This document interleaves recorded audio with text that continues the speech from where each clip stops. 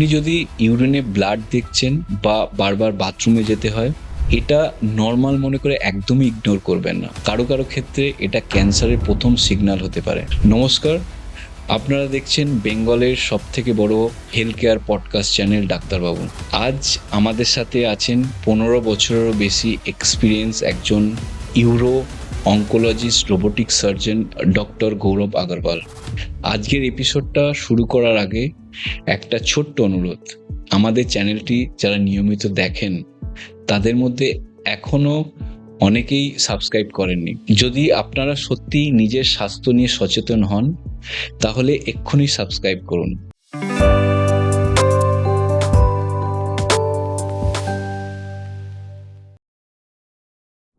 নমস্কার sir, welcome to ডাক্তারবাবু YouTube channel.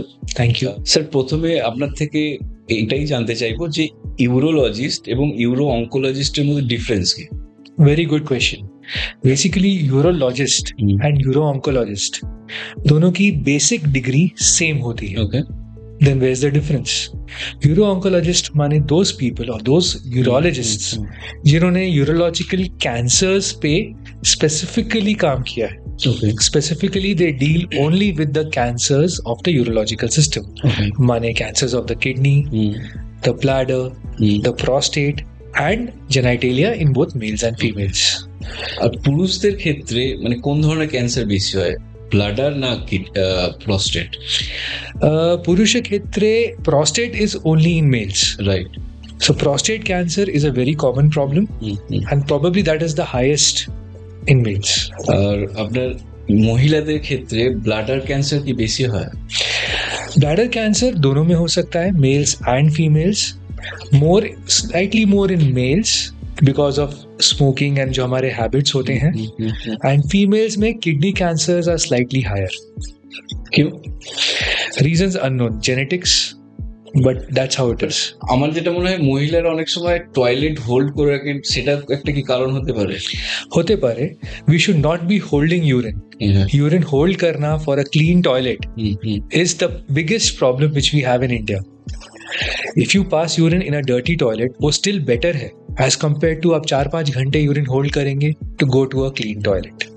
ধরুন অনেক সময় দেখা যায় যে টয়লেট করার সময় টয়লেটটা একটু রেডিশ ভাব আছে বা মনে হচ্ছে যেন টয়লেট দিয়ে ব্লাড বের হচ্ছে, তো সেক্ষেত্রে আমাদের কি করা উচিত? আপনি যদি স্টেপ বাই স্টেপ আমাদের এক্সপ্লেন করেন। First and foremost, अगर आपको डाउट है कि यूरिन रेड है या रेडिश भी है, don't sit on it. Okay, आपको जाना है अपने डॉक्टर के पास, यूरोलॉजिस्ट या यूरोकोलॉजिस्ट के पास, क्योंकि रेड यूरिन सिर्फ इन्फेक्शन या स्टोन्स में नहीं होता, किसी अनयूजुअल थिंग यानी कैंसर में भी हो सकता है. सो अगर है, आप जाएंगे, एटलीस्ट आपके मन में जो दुविधा है वो क्लियर हो जाए. प्लस ट्रीटमेंट भी अर्ली स्टार्ट हो सकता है. यस, अगर कुछ पिकअप होता है तो ट्रीटमेंट अर्ली होगा एंड आउटकम्स जनरली बेटर होते हैं. আর প্রস্টেট ক্যান্সারে কি কি ধরনের সিমটম দেখা যায়? प्रोस्टेट कैंसरे पर्टिकुलरली कोनो सिम्टम नहीं. ওকে, देर आर सिम्टम्स जिससे मालूम पड़ेगा कि your prostate is having some problem. Okay, माने आपकी यूरिन की स्पीड कम होना, बार बार यूरिन करने जाना, रात को 3 से 4 बार उठना पड़ता है यूरिन करने के लिए. ओके, इवन करने के बाद यूरिन आपको लगेगा कि आपकी ब्लैडर खाली नहीं हुई है, फिर से जाना है.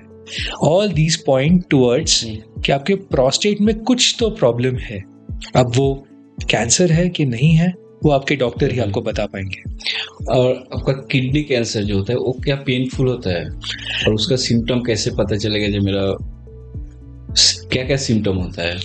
सो किडनी कैंसर पेनफुल नहीं होता एंड पर्टिकुलरली किडनी कैंसर का कोई सिम्टम भी नहीं होता. ओके, जनरली आपको पेट दर्द हुआ किसी भी वजह से या एसिडिटी सोच के आप गए डॉक्टर के पास, उन्होंने आपका स्कैन लिख दिया, एक सोनोग्राफी कर लीजिए, अल्ट्रासाउंड कर लीजिए, उसमें पिकअप हो जाता है किडनी में कोई ट्यूमर है.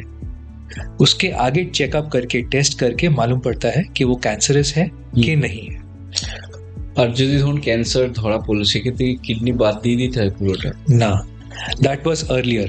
ओके, एट द मोमेंट नहीं. At the moment the aim is कि जो किडनी में ट्यूमर है सिर्फ उस ट्यूमर को निकाल पाए, अच्छा, leaving behind a majority of the kidney. That is the treatment. আর ব্লাডার ক্যান্সারে কি ধরনের সিমটম আমরা দেখতে পাই? अगेन जो आपने मुझे स्टार्टिंग में पूछा था, first and most important symptom red urine. Okay, अगर आपका यूरिन रेडिश है या डाउट है आपको यूरिन रेड होने का, it can be a symptom of bladder cancer, okay. Particularly उन लोगों में जो स्मोक करते हैं। तो ब्लड आपका यूरिन में रेडिश होने से प्रोस्टेट कैंसर भी हो सकता है और Yes. किडनी कैंसर भी हो सकता है। रेड यूरिन एक मार्कर है जो आपका पूरा यूरोलॉजिकल सिस्टम में कहीं पे भी कैंसर हो सकता है। मतलब वहाँ पे कुछ প্রবলেম है। यस। আচ্ছা, আপনার এক্সপিরিয়েন্স থেকে এরকম কি কোনো সময় মনে হয়েছে যে যে পেশেন্ট আপনার কাছে এলো, লেটে এলো বা লাস্ট স্টেজে এলো, only because of ignorance? Yes, ignorance is a big problem. Lack of awareness is what I will say is most important. Right. लोगों को पता ही नहीं है कि उनको प्रॉब्लम है और उनको ट्रीटमेंट कराने डॉक्टर के पास जाना है। So most important through media जैसे आप हैं, अवेयरनेस क्रिएट करना है कि अगर ये सिम्टम्स हैं, डोंट सिट ऑन इट। ये मत सोचिए कि अपने आप ठीक हो जाएंगे या कुछ नहीं। See a doctor and he'll make sure that you're taken Okay. care of. তো এই অ্যাওয়ারনেসের জন্য আমাদের মানে আপনি কি কি কি সাজেশন দেবেন, কি ধরনের জিনিস আমাদের ফলো করা উচিত? So इसके लिए जनरली फॉर ऑल कैंसर्स या ऑल सिस्टम्स की इम्यूनिटी के लिए you need to have a healthy lifestyle, good 8 hours of sleep, peaceful sleep 8 hours at least एक डे में, एक्सरसाइज डेली। Okay. एक्सरसाइज जरूरी नहीं है कि जिम जाके करनी है आपको, वॉक भी रेगुलरली घर में कीजिए, and that is the best thing, and healthy diet. These things are very important. Second, अगर आप कैंसर्स या यूरोलॉजिकल कैंसर्स के बारे में पूछेंगे तो जेनेटिक्स एक फैक्टर होता है। ओके। अगर घर में किसी को कैंसर की प्रॉब्लम है, then you need to be little bit more careful. তো আমি কি করে বুঝবো, মানে কি ধরনের টেস্ট করলে আমি বুঝতে পারবো হ্যাঁ আমার ক্যান্সার হতে পারে বা আছে ভেতরে? सो एक तो दीज सिम्टम्स जो मैंने आपको बताए हैं, ये symptoms are very important. Secondly, males में फॉर प्रोस्टेट कैंसर एक सिंपल ब्लड टेस्ट होता है PSA, prostate specific antigen. Now अगर आपके घर में प्रोस्टेट कैंसर की समस्या किसी मेल्स को थी, then you need to be more careful. Okay. Secondly, India में स्क्रीनिंग इतनी कॉमन नहीं है as compared to western countries. So 40 years की एज पे almost every male should get a PSA। उसके बाद उसकी कितनी फ्रीक्वेंसी होनी चाहिए will depend on your family history and आपका जो PSA वैल्यू है। मिनिमम कितना होना चाहिए? सो रफली as per the guidelines, if there is a family history, घर में अगर किसी को मेल को आपके एल्डर को प्रोस्टेट कैंसर था, हर 2 साल में आपको करना चाहिए। और अगर नहीं है तो you can do it even after 8 years। আর ধরুন এটা তো আপনি বলেন প্রস্টেট ক্যান্সারের জন্য, তো বাকি জন্য কি স্ক্রিনিং করা উচিত? बाकी यूरोलॉजिकल कैंसर जो no there is no single test, okay. It is only symptoms. अगर आपको कोई भी सिम्टम लग रहा है यूरिन रिलेटेड या कोई भी डाउट है, देयर इज नो हार्म, एक बार जाके डॉक्टर को मिल लीजिए and you will be sorted. আর PSA রিপোর্ট কতটা reliable for knowing the prostate cancer? So PSA, again very very good question. PSA का आप देखेंगे रिपोर्ट्स में कट ऑफ होता है 0 to 4। इसका ये मतलब नहीं है कि अगर आपका 4 के ऊपर है आपको प्रोस्टेट कैंसर डेफिनेटली है, ओके। और it's not the reverse also. Okay. So it is just a marker, एक इंडिकेटर है कि अगर आपका इसके ऊपर गया है, एक पॉसिबिलिटी है कि आपको प्रोस्टेट कैंसर हो सकता है। उसके बाद कुछ टेस्ट होते हैं, डॉक्टर्स आपके प्रोस्टेट को फील करते हैं with a finger and then आपको गाइड करेंगे अकॉर्डिंगली। আপনি যেটা বলছেন একটু আগে, যেটা বলছিলেন যে ফ্যামিলি হিস্ট্রি কি আছে তার উপরে ডিপেন্ড করে।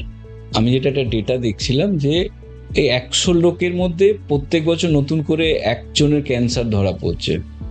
তো এটা কি আমরা আস্তে আস্তে এই সংখ্যাটা বাড়বে, আপনার কি মনে হয়? संख्या बढ़ते पारे, बट अगेन जो ट्रीटमेंट्स हैं, जो स्क्रीनिंग मेथड्स हैं जो अभी आ रहे हैं, दे आर ऑल्सो इम्प्रूविंग। अगर आप पुराने टाइम में देखेंगे तो अगर किसी की किसी वजह से भी कोई प्रॉब्लम हुई है, आपको नहीं पता कि वो कैंसर था कि नहीं था, डायग्नोस्टिक्स नहीं थे उस टाइम पे। अभी आपके पास लेटेस्ट डायग्नोस्टिक्स है, latest test and even treatment options are such जो पहले नहीं थे। सो यस, पॉपुलेशन बढ़ेगा, नंबर ऑफ कैंसर पेशेंट्स बढ़ेंगे, नंबर ऑफ कैंसर पेशेंट्स जो पिकअप होंगे वो भी बढ़ेंगे, बट आपके ट्रीटमेंट ऑप्शंस भी इम्प्रूव होंगे।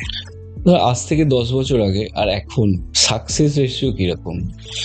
Success is a very vague term. ওকে।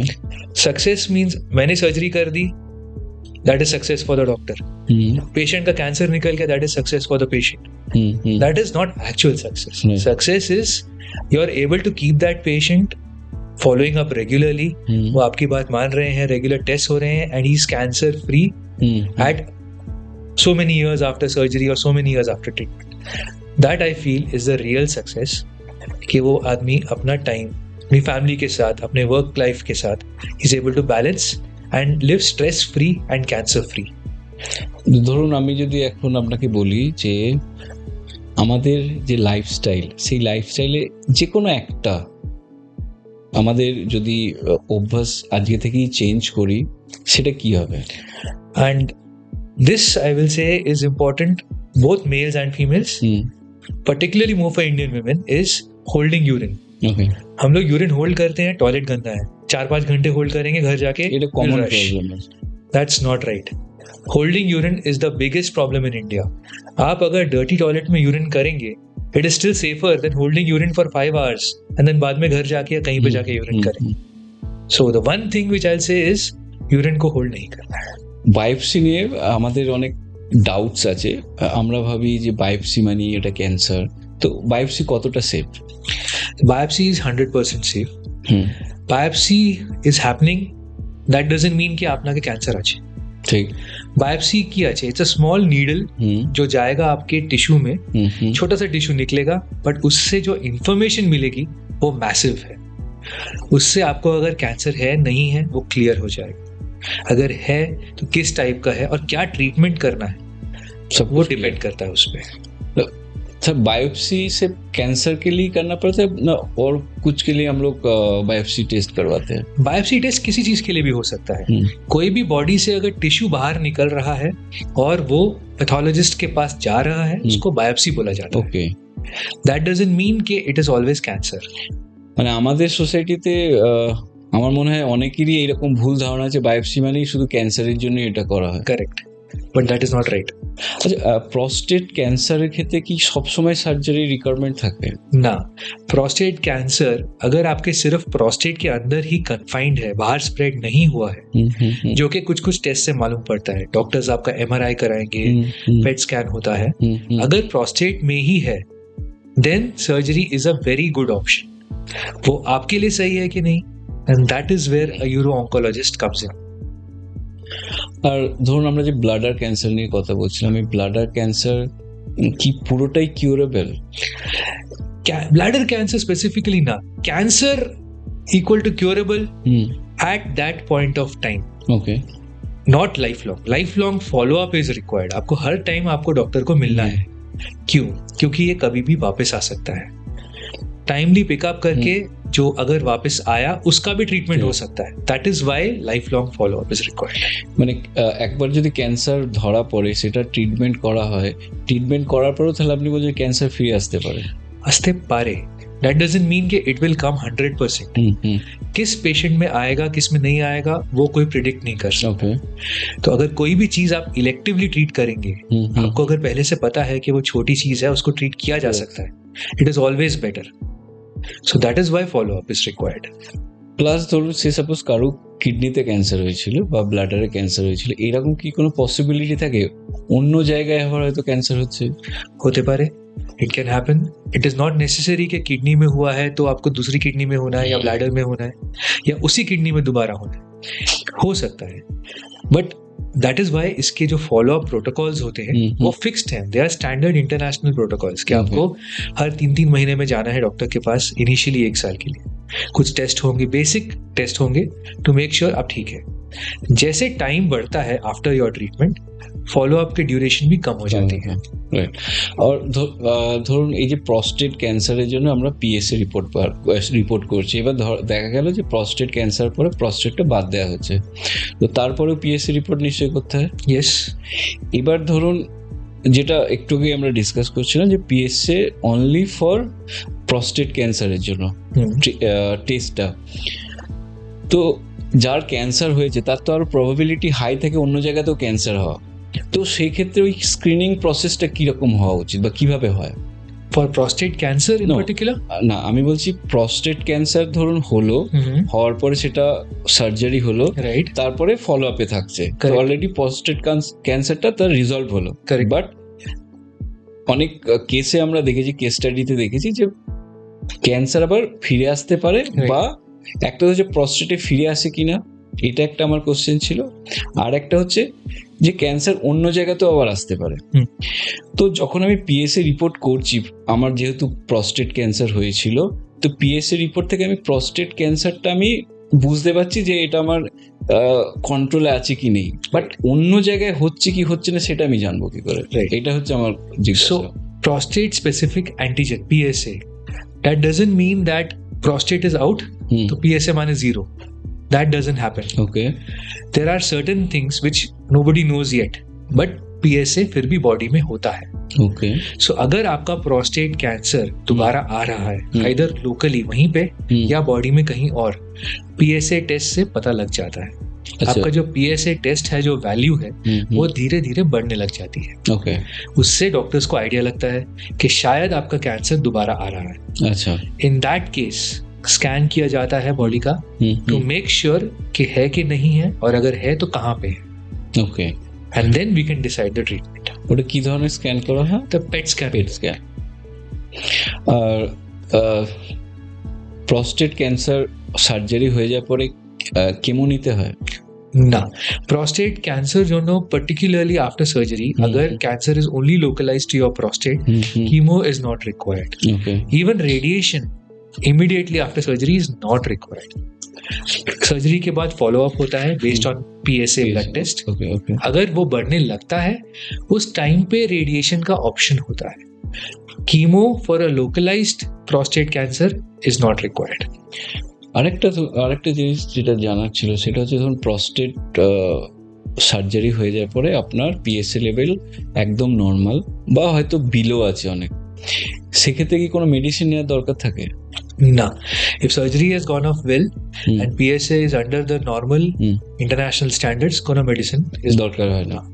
আপনি যে ধরুন রোবোটিক সার্জারি, রোবট দিয়ে সার্জারি করছেন, robotics as a you are robotic surgeon, তো এখানে রোবট দিয়ে যে সার্জারিটা হচ্ছে এটা কতটা কিউরেবল, আর এখানে এটার অ্যাডভান্টেজটা কি? So robotic surgery माने it is not the robot that is operating. Surgeon operate कर रहा है with the help of the robot. Okay, surgeon एक कंसोल पे बैठते हैं और जो मूवमेंट्स करते हैं, सेम मूवमेंट्स रोबोट के छोटे छोटे आर्म्स से आपकी बॉडी में मिमिक हो रहे हैं. सो एडवांटेज क्या है? इतना बड़ा हाथ जाने की जगह 8 मिलीमीटर के कट से रोबोट का इंस्ट्रूमेंट अंदर जा रहा है. Smaller cuts means less pain, less bleeding, quicker recovery, and you get to go home faster. Okay, So these are the biggest advantages. Second, जब मैं ऑपरेट कर रहा हूँ, इट्स ऑलमोस्ट लाइक प्रोस्टेट मेरे सामने यहाँ बैठा है. So it's like a surgical strike on the prostate. पूरा का पूरा कैंसर आप ऐसे निकाल सकते हैं जो आप ओपन सर्जरी में देख के नहीं निकाल सकते. So definitely it is an advantage for the patient, advantage for your onco surgeon, and आप घर जल्दी जा रहे हैं, आपको और क्या चाहिए? हॉस्पिटल में आपको 3 से 4 दिन से ज्यादा रुकना नहीं है.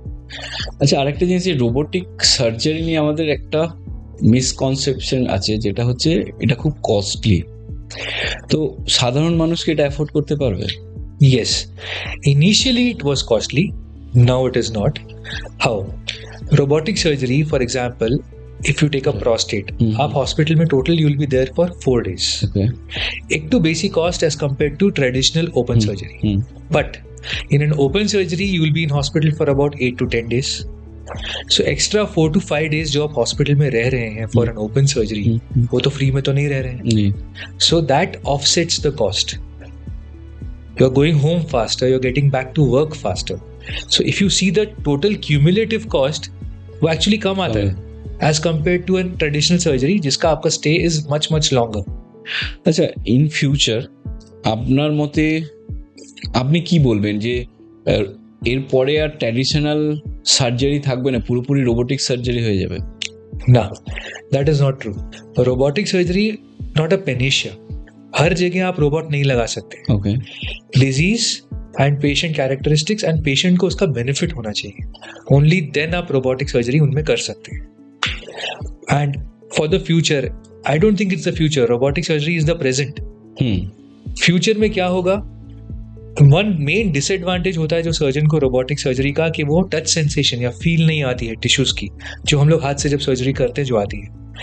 That is probably the future, के जब रोबोट वहां टच कर रहा है आपको, मे बी थ्रू एआई आपको सेंसेशंस आ जाए.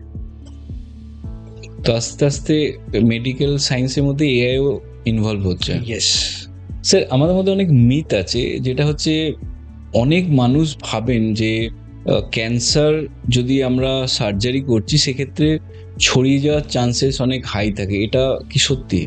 না, this is not right. In fact urological cancers में, most of the urological cancers, अगर आपकी सर्जरी ठीक से होती है, you will not need any other treatment. आपको ना कीमो लगेगा, ना रेडिएशन लगेगा at that point of time. This is the biggest thing. আমরা দেখেছি ক্যান্সার অনেকে বলে যে হার্বাল মেডিসিন নিয়ে ঠিক হয়ে যায়. এটা আপনার মত কি?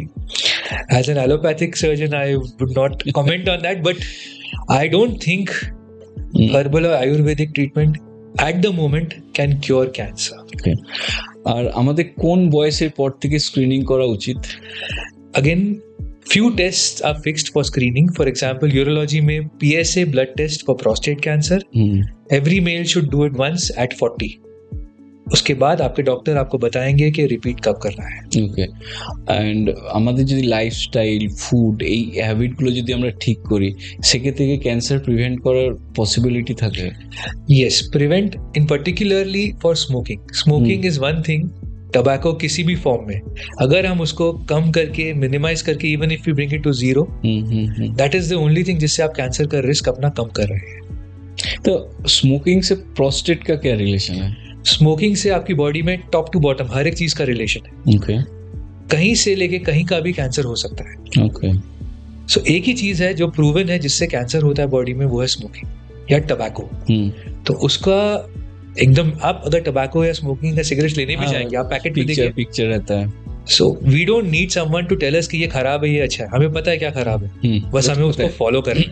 वो तो पता ही है. তাহলে আপনি বলছেন এবার এরকমও দেখা গেছে যে হয়তো যে স্মোকিং করে, হয়তো খুব স্মোকিং করে, তার হয়তো ক্যান্সারই হলো না. আবার এরকমও হয় জীবনে কোনোদিন স্মোকিং করেনি, অ্যালকোহল কনজিউম করে, কিন্তু ওনার ক্যান্সার হয়ে গেছে. Yes, that is also true. There are multiple factors, लेकिन अगर आपको 120 फैक्टर्स में से एक फैक्टर पता है, अगर आप उसको कम कर देते हैं, देन व्हाई नॉट. वो तो सही बात. जो चीज हमें पता है अगर हम उसको फॉलो करें, एटलीस्ट हमारा रिस्क कम हो जाता है. ক্যান্সার এমন একটা সাবজেক্ট যেটা শোনা মাত্রই মানে যার হয় তার তো ভয় হয়, প্লাস পুরো ফ্যামিলিও প্যানিক হয়ে যায়. তো প্রথমেই জিজ্ঞেস করে যে আমার ক্যান্সার হয়েছে, আমার লাইফ রিস্ক কতটা. তো ওটা আপনি কিভাবে এক্সপ্লেন করবেন? सो सिंपल चीज है, when a patient comes in, cancer word से ही जैसे आपने बोला है कि they are scared.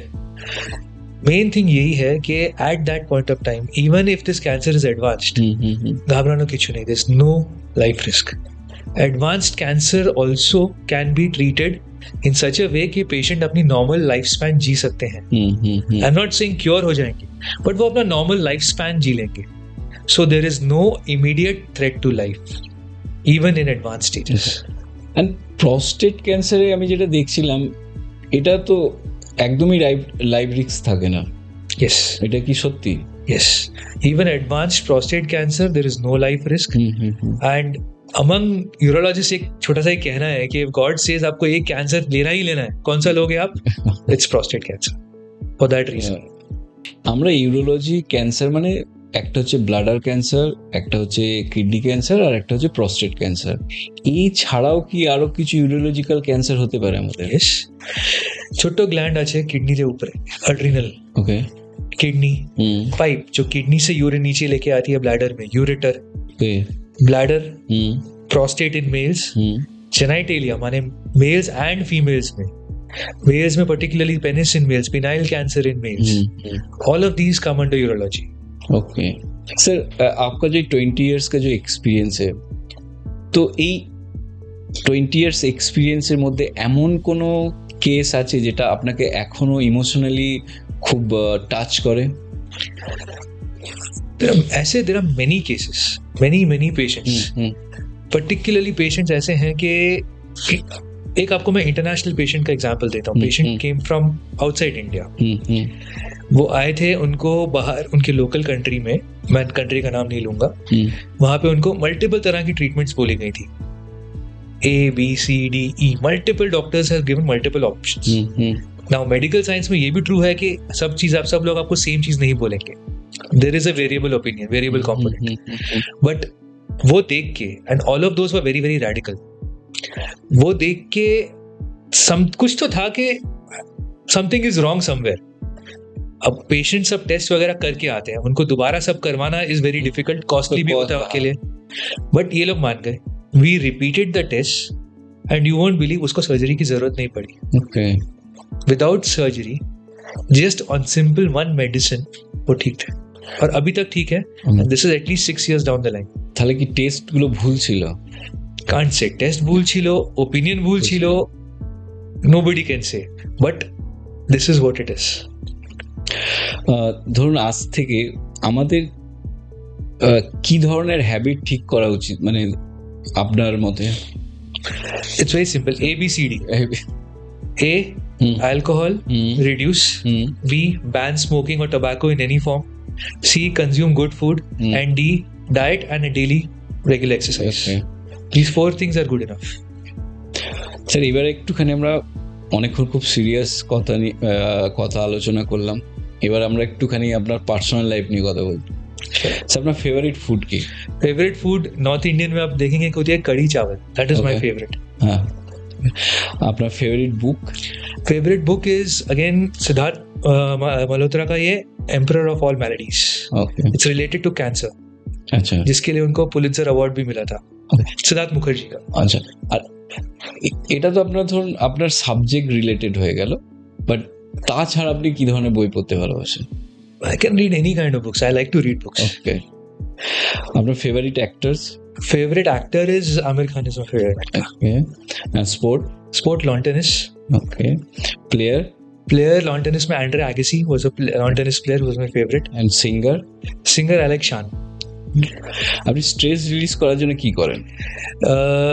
I like to watch lawn tennis. Basically, I'm a very sporty person. I like to play sports. I like to watch sports. সেটা আপনার চেহারা দেখলেই বোঝা যায় যে And I've actually played lawn tennis on the Indian circuit as well. So stress release करने के लिए go and play some sport or watch some sport. আর ফ্রি টাইমে কি করেন? Whatever time is free, spend time with the family. ধরুন আজকে যদি আপনার কেরিয়ারটা অঙ্ক ইউরো সার্জন বা রোবোটিক সার্জন যদি না হতো, তাহলে আপনি কি কেরিয়ার চুজ করতেন? Professional lawn tennis player. ওকে. তাহলে আমাদের পডকাস্ট থেকে একটা জিনিস ক্লিয়ার হলো যে সবসময় হেলদি ডায়েট ফলো করা, আমাদের লাইফস্টাইল ঠিক করা, এই দুটো, এবং স্মোকিং থেকে দূরে থাকা, এই জিনিসগুলো যদি আমরা ঠিক রাখি, সেই ক্ষেত্রে আমরা অনেকটাই ক্যান্সার প্রিভেন্ট আমাদের লাইফ হতে পারে. তো থ্যাংক ইউ স্যার, অসংখ্য ধন্যবাদ যে আপনি খুব সুন্দরভাবে সময় নিয়ে পুরো ব্যাপারটা বোঝালেন আমাদেরকে. তো again thank you sir. Thank you so much for calling me. Thank you. Thanks.